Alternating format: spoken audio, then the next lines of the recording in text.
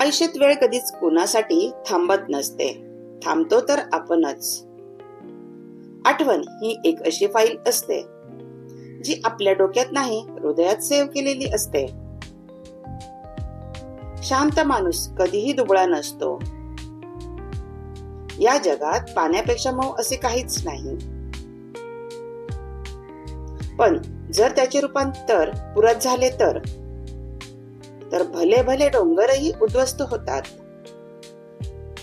अर्थशास्त्राच्या सिद्धांतानुसार जी गोष्ट बाजारात जास्त प्रमाणात उपलब्ध असते तिची किंमत कमी असते. म्हणून स्वतःला इतरांसाठी कायम अवेलेबल ठेवू नका.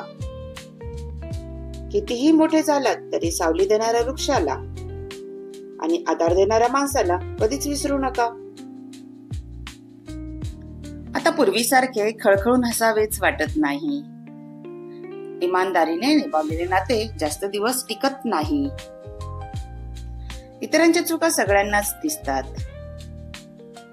पण स्वतःच्या चुका बघण्याची वेळ येते तेव्हा लोक आंधळी होतात. फालतू लोकांची एक खासियत असते, तुम्ही जेवढी त्यांना इज्जत द्याल तेवढेच ते तुम्हाला त्रास देतात.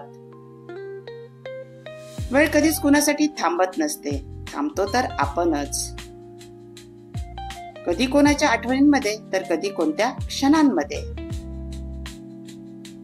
चांगला चहा आणि योग्य सल्ला प्रत्येक ठिकाणी मिळत नसतो.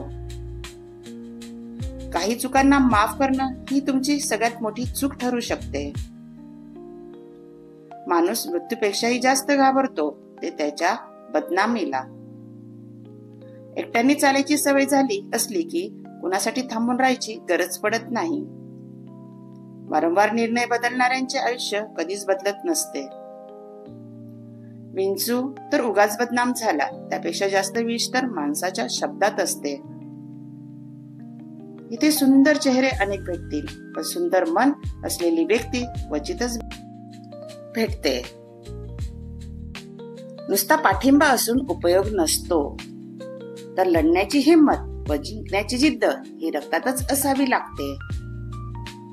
वाईट विचार हे गवतासारखे आपोआप उगत असतात, तर चांगले विचार हे पेरावे लागतात.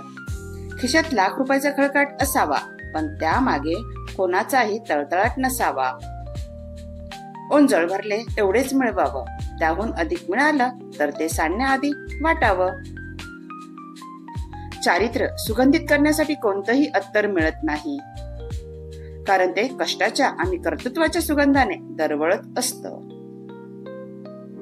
स्वतःमधील मीपणा सोडून कमीपणा घेतला की आपोआप आपलेपणा वाढतो.